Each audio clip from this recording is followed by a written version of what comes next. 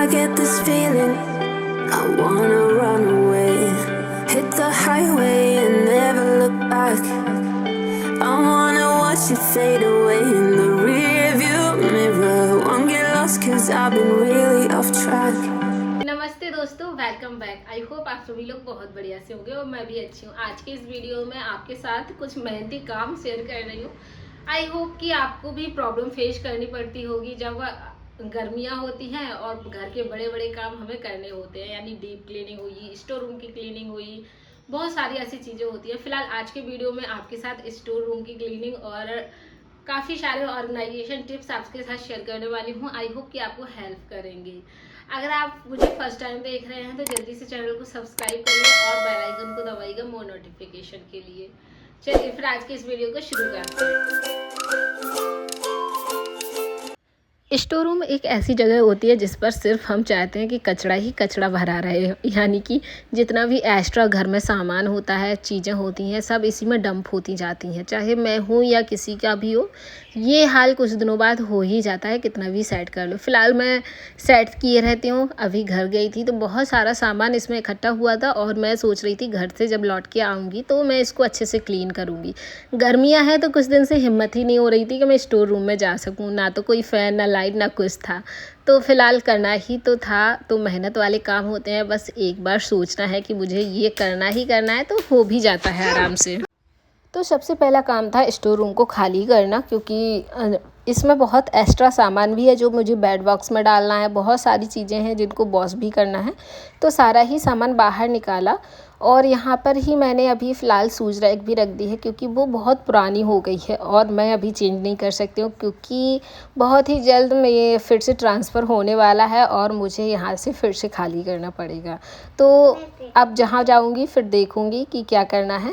और इसीलिए बहुत कम सामान ऐड ऑन हो रहा है घर में। कोई भी मैं नया सामान परचेज़ नहीं कर रही हूँ, क्योंकि जब खाली करना ही करना है तो कोई फ़ायदा ही नहीं कि कोई नई चीज़ लूँ। यहाँ पर सारा क्लीन किया, झाड़ू लगाई और कुछ जो बैग वगैरह थे उनको इस तरह से आप पुराने टॉप कुर्ती से कवर करके रख सकते हैं जो यूज़ नहीं होते। तो ये वाला मेरा यूज़ नहीं होता है, वो यूज़ होता है तो उसके ऊपर सिंपल ही डालूँगी। कोई भी कपड़ा हो या कोई भी पेपर वगैरह हो डाल दीजिए, इससे कवर हो जाएंगे। एक ऊपर नीचे है तो फिर मैंने सोचा इसके नीचे कुछ रख देते हैं। तो कुछ एक्स्ट्रा मेरे पास ये पड़े हैं पैरदान, डोरमेट, जिनको मैं अल्टरनेट यूज़ करती हूँ, तो उनको मैंने यहाँ पर रख दिया, क्योंकि अंदर रखूँगी फिर मैं भूल जाती हूँ कि मुझे ये भी यूज़ करने हैं और एक ही चीज़ यूज़ होती रहती है। यहाँ पे इक्वल किया और डाल दिया, क्योंकि इसके ऊपर भी हम एक्स्ट्रा सामान रख सकते हैं। कोई भी सेल्फ़ वगैरह नहीं है तो सिंपल नीचे ही रखना है सारा सामान। और ये मेरा कबाड़ा है जो मैं हमेशा इकट्ठा करती रहती हूँ, तो वो भी स्टोर रूम में ही रहता है, क्योंकि बाहर कहीं रखेंगे तो फिर वो सामने दिखता है। एक स्टोर रूम ही है जिसको मैं ना तो सूट होती है, ना कोई आता जाता है, ना किसी को दिखता है।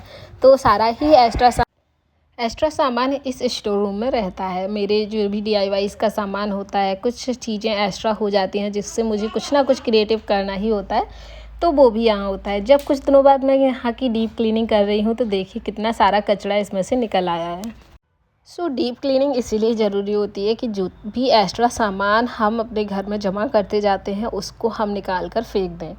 बहुत सारा निकल आया है। क्लीनिंग मैंने अच्छे से कर ली है। अब बहुत सारी चीज़ें यहाँ पर रखी थी जिसको मुझे रीअरेंज करना है। एक्स्ट्रा बर्तन होते हैं, एक्स्ट्रा कपड़े होते हैं, वो भी स्टोर रूम में रहते हैं। शूज़, स्लीपर्स भी स्टोर रूम में रहती हैं।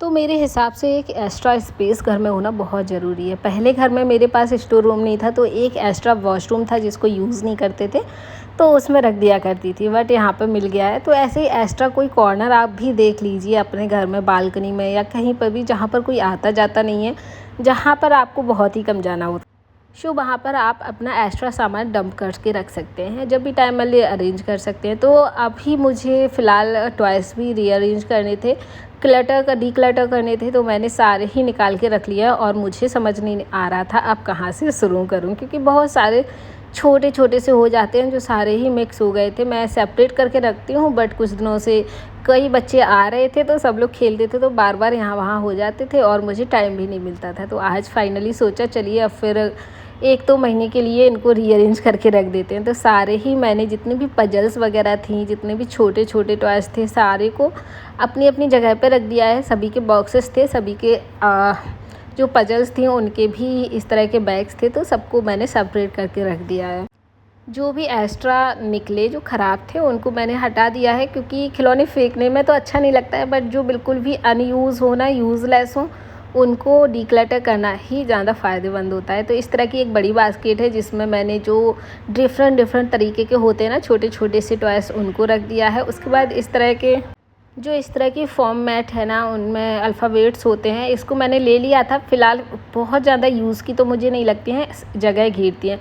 पहले कार्डबोर्ड में रखा करती थी तो दित्या को उठाने में परेशानी होती थी, मैंने इस तरह के बैग में रख दिया था। एक्स्ट्रा बैग पड़ा था और बहुत अच्छे से इसमें आ भी गए थे। कार्डबोर्ड में उसको हैंडल नहीं होते ना, तो उठाने रखने में प्रॉब्लम होती है। तो जो ये साइड में कार्डबोर्ड दिख रहे हैं, इसमें एक्स्ट्रा बर्तन है, एक्स्ट्रा सामान है जो निकालना नहीं पड़ता है। फ़िलहाल बिल्कुल भी यूज़ नहीं होता है और उनको घर में नहीं हटा सकते हैं। तो नीचे साइड में वो रख दिए हैं, और जो डोर वाला साइड है उसमें सारे टॉयस रख दिए हैं, ताकि दित्या से छुपा के रख सकें और उसको एक साथ ना दूं। क्योंकि क्या होता है, बच्चे बार बार एक ही चीज़ से खेलते हैं ना, तो बोर हो जाते हैं। और ये कौन कौन करता है कि उसको डिफरेंट तरीके के टॉयस दे दो और जो पुराने ना छुपा के रख दो। तो क्या होता है, बच्चे बोर नहीं होते हैं और नए नए खिलौने नहीं मांगते हैं, क्योंकि 10-15 दिन बाद आप रिपीट करोगे ना टॉयस, तो उसके लिए वही न्यू होते हैं। तो इस तरह ना ये करके ज़रूर देखिएगा, आपको काफ़ी ज़्यादा हेल्प करेगा, आपको बार बार खिलौने खरीदने की ज़रूरत नहीं पड़ेगी। किचन में भी बहुत सारे कंटेनर्स निकल आते हैं जिनको आप टॉयस रखने के लिए यूज़ कर सकते हैं। तो इस तरह के बड़े छोटे टॉयस रखने के लिए मैं ये कंटेनर्स का यूज़ कर लेती हूँ, जो प्लास्टिक के एक्स्ट्रा कंटेनर्स होते हैं, तो सेपरेट रहते हैं और सभी अलग अलग जगह पर मिल भी जाते हैं। ये टॉयस भी मेरे रीअरेंज हो गए हैं, बहुत बड़ा काम था जो जल्दी से मैंने निपटा लिया है। और अब ये बैग वगैरह होते हैं जिनको भी मैं स्टोर रूम में ही अरेंज करके रखती हूँ। तो कुछ कागज़ के हैं, कुछ अच्छे हैं, कुछ पतले वाले हैं, सभी तरह के ना एक ही साथ रखती हूँ। अब इसके लिए कोई एक्स्ट्रा ऑर्गेनाइज़र नहीं लिया है, वैसे ही सेम एक झोला टाइप ले लिया है। जो बैग रख रहे हैं वही एक बैग ले लिया है, सारे को इसी में रखा है। अब इसको मैंने इस बैग में क्यों रखा है, क्योंकि मुझे ये कोई फ़र्श पे या कहीं पर नहीं रखना था, हैंग करना था। तो इसके लिए ये ज़्यादा सूटेबल था कि कहीं पर भी इसको हैंग कर लूँ। अब स्टोर रूम में कोई आता जाता तो है नहीं कि वो डर्टी सा लगे, अगली सा लगे, तो यहाँ पर मैंने हैंगर में सारे बैग वगैरह अरेंज कर दिए हैं, तो बहुत अच्छे से अरेंज होंगे हैं। तो देख सकते हैं आप बिफ़ोर एंड आफ्टर लुक, सारा ही अच्छे से अरेंज हो गया है। और एक बड़ा काम मेरा निपट गया है, तो मैं भी अब फ्री हो गई हूँ। तो ये बैग अभी एक्स्ट्रा जो रखे हैं, हस्बैंड ऑफिस चले गए थे तो मैंने बैग बॉक्स नहीं खोला है, उसके अंदर चले जाएंगे और सारी ही चीज़ें अच्छे से क्लीन हो गई हैं। ओके दोस्तों, आशा करती हूँ कि आज का वीडियो आपको पसंद आया होगा। आया है तो जल्दी से एक लाइक कर दीजिए और चैनल को सब्सक्राइब कर दीजिए, फैमिली फ्रेंड्स के साथ शेयर भी करिएगा। अब आपको मिलते हैं नेक्स्ट और इंटरेस्टिंग वीडियो के साथ। तब तक के लिए दोस्तों आप लोग अपना ख्याल रखिएगा। Bye bye, tata and take care.